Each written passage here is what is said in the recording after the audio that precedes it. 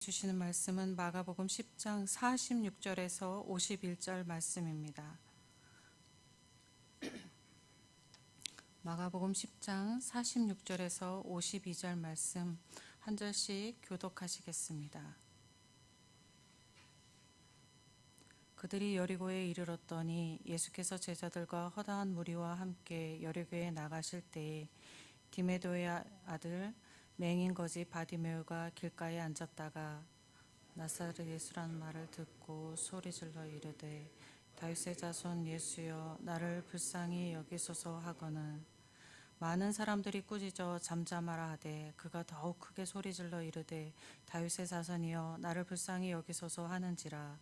예수께서 머물러 서서 그들을 부르는다 하시니 그들이 그 맹인을 부르며 이르되 안심하고 일어나라 그가 너를 부르신다 하매 맹인이 겉옷을 내버려 두고 뛰어 일어나 예수께 나오거늘 예수께서 말씀하여 이르시되 내가 무엇을 하여 주기를 원하느냐.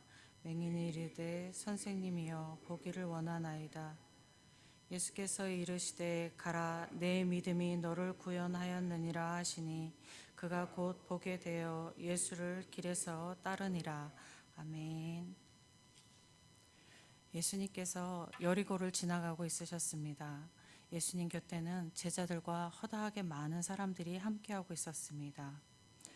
여리고를 지나실 때에 맹인이면서 거지인 바디메오는 예수님이 자기 옆을 지나간다는 소리를 들었습니다. 그것은 다윗의 자손이여 예수여 나를 불쌍히 여기소서 하고 소리칩니다. 많은 사람들이 소리치는 그를 꾸짖습니다. 아마도 그들은 거지 맹인이 예수님의 가시는 길을 방해한다고 여긴 것 같습니다. 당시 사람들은 맹인은 죄로 인하여 맹인이 되었다고 여겼고 그들을 천대했습니다. 맹인이며 또한 거지인 바디메오는 많은 천대를 받는 존재였습니다. 바디메오는 자신을 천대하는 이들이 강하게 윽박지르듯이 자신을 꾸짖으며 제지하고 방해하는 것을 개의치 않았습니다. 더욱 크게 소리질렀고 그것은 예수님을 불러 세우는 결과를 가져오게 했습니다. 이스라엘 사람들은 구원자가 다윗의 자손에서 올 것이라고 믿고 기다리고 있었습니다.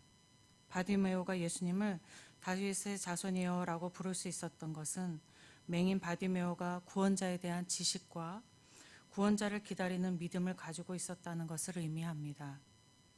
그리고 예수님에 대한 지식을 가지고 있었고 예수님이 기다리던 구원자로 믿고 있었다는 것을 의미합니다.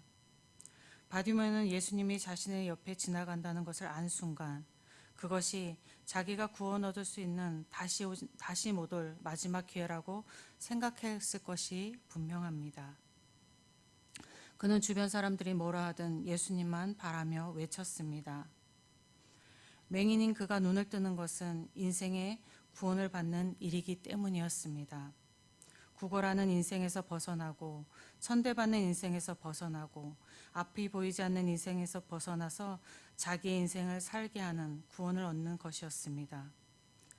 바디메오는 자기의 인생이 구원받는 길은 오직 예수라 믿었습니다. 예수께서 바디메오를 부르셨습니다. 바디메오는 겉옷을 내버려 두고 뛰어 일어나 예수께 갔습니다. 당시 겉옷은 두루마기 형식으로 두꺼운 천으로 짠 옷입니다. 겉옷은 기온이 급격히 떨어지는 밤에 이불과 같은 역할을 하는 것입니다. 밖에서 생활하는 거지 맹인에게는 있어서 겉옷은 없어서는 안 될 필수품이었습니다. 그는 겉옷이 없으면 기온이 급격하게 떨어지게 되는 밤에 치명적인 위험에 처할 수 있었습니다. 그래서 출애굽기에 겉옷을 저당 잡힐 경우에는 해가 지기 전에 돌려주도록 규정하고 있었습니다. 눈이 안 보여서 겉옷을 한번 잃어버리면 찾을 수 없을 것인데 바디메오는 그것이 중요하지 않았습니다. 바디메오에게 가장 중요한 것은 자신을 향한 사람들의 공격에서 자신을 보호하는 것도 아니고 자기의 생명을 유지해 주는 겉옷도 아니었습니다. 지금 그에게 가장 중요하고 절박한 것은 인생의 구원이었고 인생을 구원하실 예수를 만나는 것이었습니다. 당시 여리고에는 유대에서 가장 큰 세관이 있었던 도시로 수많은 사람들이 거주했었습니다. 예수님 곁에는 제자들과 허다한 무리가 있었습니다.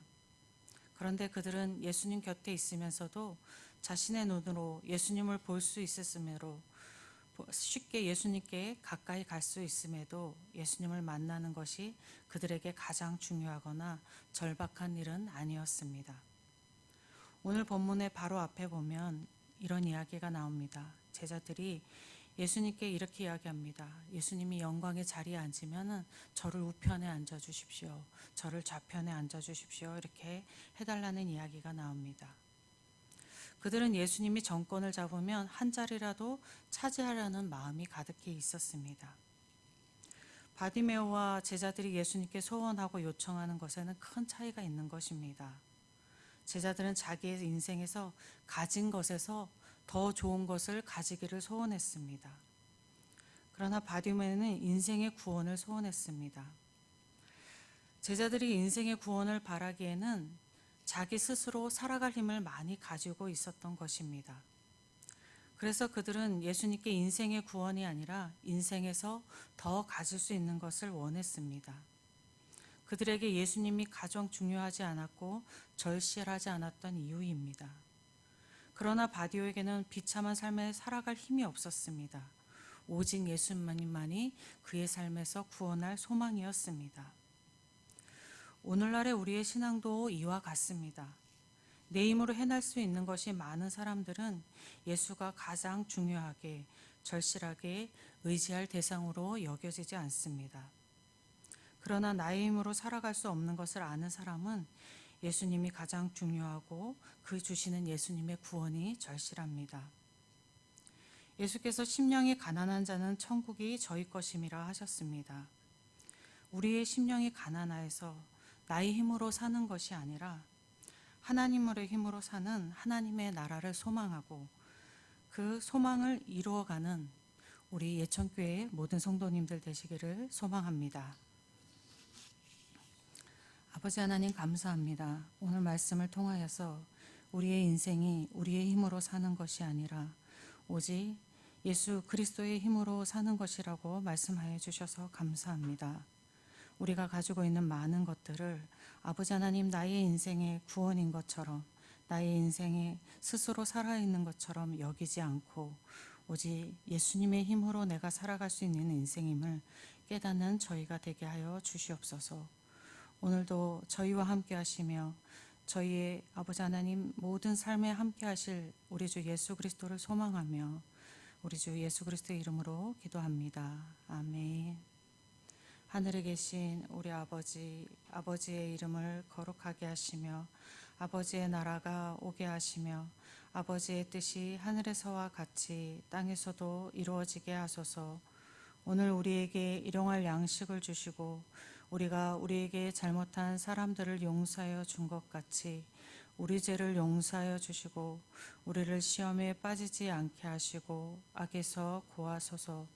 나라와 권능과 영광이 영원히 아버지의 것입니다. 아멘. 이 시간 함께 기도하실 때에 오늘 있을 수요 예배를 위해서 기도하겠습니다. 하나님이 받으실 만한 예배, 하나님께 올려드리는 예배 되게 하여 주시옵소서. 기도하시고 우리 예천교회 위해서 기도하겠습니다. 예천교회의 빛이 되어서 복음을 전해왔던 이 역사가 오늘도 이어지고 다음 세대도 이어지게 하여 주시옵소서. 기도하시고 환절기가 다가오는데 우리 병환 중에 있는 성도들과 또 연로하신 성도님들 가운데 마음의 평안과 육체의 회복이 있기를 기도하시겠습니다. 나라와 그리고 세계와 선교지를 위해서 기도하겠습니다.